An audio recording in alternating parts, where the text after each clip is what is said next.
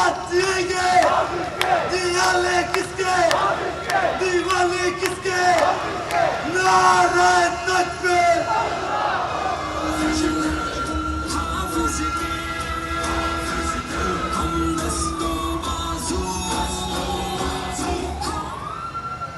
अल्हम्दुलिल्लाहि रब्बिल आलमीन वस्सलातु वस्सलामु अला रसूलिहिल करीम व अला आलिहि व अस्हाबिहि अजमईन। अम्मा बाद फ़अऊज़ु बिल्लाहि मिनश शैतानिर रजीम। बिस्मिल्लाहिर रहमानिर रहीम। हुवल्लज़ी अरसल रसूलहु बिल हुदा व दीनिल हक़्क़ि लियुज़हिरहु अलद्दीनि कुल्लिहि वकफ़ा बिल्लाहि शहीदा। मुहम्मदुर रसूलुल्लाह वल्लज़ीना मअहु अशिद्दाउ अलल कुफ़्फ़ारि रुहमाउ बैनहुम तराहुम रुक्कअन सुज्जदन यब्तगून फ़ज़लन मिनल्लाहि व रिज़वाना सीमाहुम फ़ी वुजूहिहिम मिन अथरिस सुजूद ज़ालिका मसलुहुम फ़ित तौराति व मसलुहुम फ़िल इंजील कज़रइन अख़रज शतअहु फ़आज़रहु फ़ास्तग़लज़ फ़ास्तवى अला सूक़िही युअजिबु ज़ुर्राअ लियग़ीज़ बिहिमुल कुफ़्फ़ार वअदल्लाहु अल्लज़ीना आमनू वअमिलुस्सालिहाति मिनहुम मग़फ़िरतन व अजरन अज़ीमा। सदक़ल्लाहुल अलीयुल अज़ीम। क़ाइदीन जमात इस्लामी और इस अज़ीमुश्शान तारीख़ी धरने में शरीक मेरे अजीज़ नौजवानों, काबिल एहतराम बुज़ुर्गों, मेरी इज़्ज़त माओ, बहनों, बेटियों, मेरे बच्चों, आज 5 दिन इस धरने के मुकम्मल हो गए हैं और इंशाअल्लाह ये तारीख़ी जद्दोजहद अपनी मंजिल की तरफ सफ़र कर रही है और हमें यकीन है कि पाकिस्तान की ये कौम जिसे मायूस कर दिया गया है, इसके नौजवानों को उसके मुस्तक़बिल से मायूस किया गया है, ये धरना पूरी कौम को एक उम्मीद से, यकीन से हमकिनार करेगा इंशाअल्लाह। हरकत में बरकत होती है।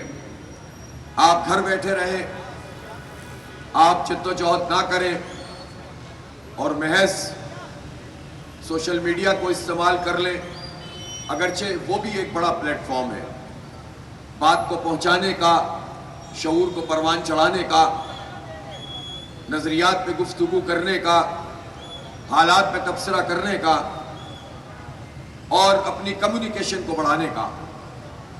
लेकिन अगर सोशल मीडिया महज सोशल मीडिया रहे और उसके पीछे अमली जद्दोजहद ना हो तो फिर आहिस्ता आहिस्ता वो सदाएं भी मादूम होती चली जाती हैं, बल्कि फिर उस प्लेटफॉर्म के भी जितने मनफी रुझानात हैं वो भी फ़रोग़ पाने लगते हैं। फिर इन्हिसार सिर्फ इस पर होता है कि झूठ हो या सच हो, बस अपनी बात फैला दी जाए, प्रोपेगेंडा कर दिया जाए। लेकिन अगर ज़मीनी हकीकत बनकर अमली जद्दोजहद भी गलियों और बाज़ारों में हो रही हो, चौकों और चौराहों में हो रही हो, मैदानों में हो रही हो, तालीमी इदारों में हो रही हो, खेतों और खलियानों में हो रही हो, मस्जिद की महराबों में हो रही हो, तो फिर वो जद्दोजहद किसी भी मीडिया को मिलाकर एक बड़ी तवानाई और एक ताकत में तब्दील हो जाती है। मैं जमात इस्लामी के तमाम कारकुनों को और इस धरने में शरीक तमाम लोगों को मुबारकबाद पेश करता हूं कि आपने दोनों महाजों पे अल्हम्दुलिल्लाह कामयाबी हासिल की है और इसके नतीजे में एक नई उमंग और एक जज्बे से नौजवानों को हमकिनार किया है।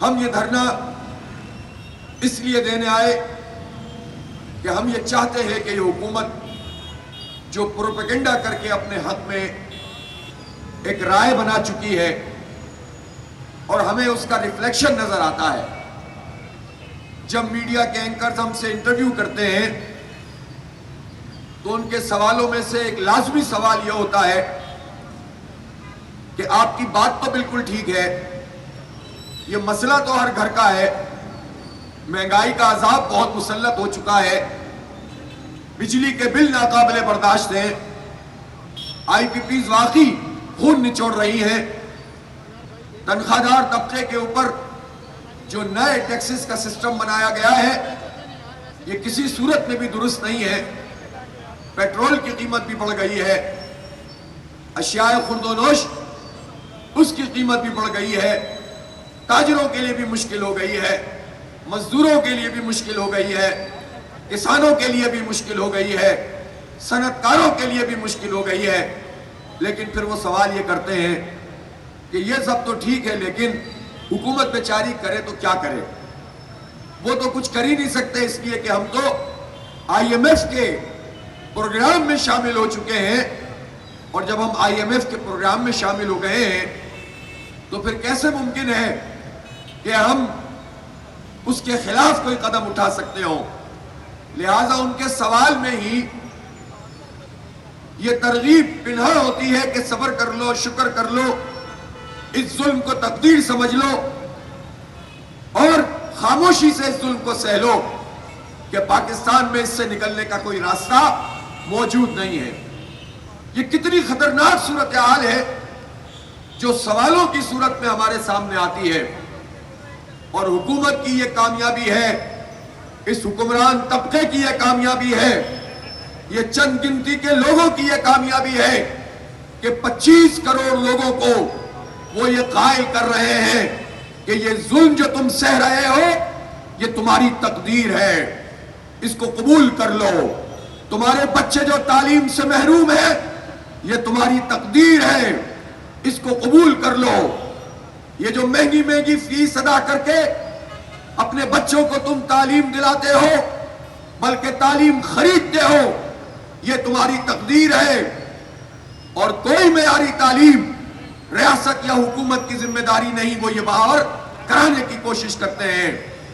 وہ یہ بتانا چاہتے ہیں کہ آئی پی پیز اور حکومتی جماعتیں ہر دور میں مل کر جو تمہارا خون چوستے رہے ہیں، اور 8-9 ہزار ارب روپے پچھلے 10 سال میں یہ تم سے کیپیسٹی پیمنٹ کے نام پر بغیر بجلی کی پیداوار کے تم سے حاصل کر چکے ہیں، یہ تمہاری قسمت ہے، اس قسمت کو قبول کر لو، کیونکہ معاہدے ہیں اور ان معاہدوں کے خلاف ہم کچھ نہیں کر سکتے۔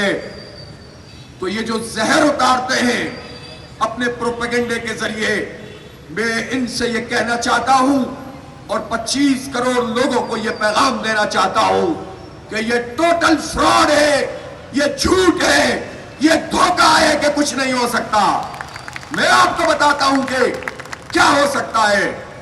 ہماری جو ڈیمانڈز ہیں ان ڈیمانڈز میں ہماری ایک ڈیمانڈ یہ ہے کہ وزیر اعظم اعلان کرے کہ کوئی بڑی گاڑی یوز نہیں کرے گا۔ جب آج سے 40 سال پہلے ایک وزیر اعظم نے سب کو 1000 سی سی گاڑی میں بٹھا دیا تھا، تو آج 1300 سی سی کی گاڑی میں یہ کیوں نہیں بیٹھ سکتے؟ سرکاری گاڑی کوئی 1300 سی سی سے زیادہ نہیں ہوگی، اور وزیر اعظم ہو یا وزیر اعلیٰ، گورنر ہو یا کوئی بیوروکریٹ، فوج کا جرنیل ہو یا کوئی افسر، سرکاری گاڑی استعمال کرے گا تو 1300 سی سی یا اس سے کم کرے گا، اس سے زیادہ نہیں کرے گا۔ صرف اس قدم کے اٹھانے سے تقریباً 250 سے 300 ارب روپے کا پاکستانی قوم کے خزانے میں فرق پڑ جائے گا۔ تم کیسے کہتے ہو کہ ٹیکس جمع کرنے کے لیے بجلی کی قیمت بڑھانا لازمی ہے؟ اپنی ذرا سی مراحت کم کرو، عیاشیاں کم کرو۔ پھر دوسری بات یہ ہے کہ ان کو فری پیٹرول ہم کیوں دیں؟ یہ فری پیٹرول استعمال کریں، ہم بجلی کے بم قبول کریں، یہ نہیں چلے گا۔ कोई फ्री पेट्रोल नहीं होगा, कोई फ्री पेट्रोल अब किसी के लिए नहीं होगा। गाड़ी चलानी है तो अपनी जेब से पेट्रोल डालो, वरना बसों में जाओ और चिंचियों के धक्के खाओ। जिस तरह हमारी माएं बहनें पूरे मुल्क में चिंचियों के धक्के खाने पर मजबूर है, तुम अय्याशियां करो, हमारी मां बहनें धक्के खाएं, अब ये नहीं चलेगा। इसलिए हम तीसरी बात ये कहना चाहते हैं कि फ्री बिजली, फ्री पेट्रोल, बड़ी बड़ी गाड़ियां, मैं बताता हूं पैसे कैसे बचेंगे। एक अंदाजा हम कर रहे थे, तकरीबन 4-4.5 लाख सरकारी गाड़ियां पूरे मुल्क में मौजूद हैं और उनमें से 1-1.5 लाख बहुत हाई पावर्ड गाड़ियां हैं जो 3000 सीसी, 4000 सीसी, 2500 सीसी, 2600 सीसी इसका एवरेज निकाले तो ये लोग, हम अब 1 किलोमीटर में 1 लीटर में 3 से 5 किलोमीटर सफर करते हैं। अगर ये 1300 सीसी पे आएंगे तो कितनी बचत हो जाएगी। और फिर ये गाड़ियां अगर ये फरोख्त कर दी जाए तो इस वक्त तकरीबन 1500 अरब रुपए कम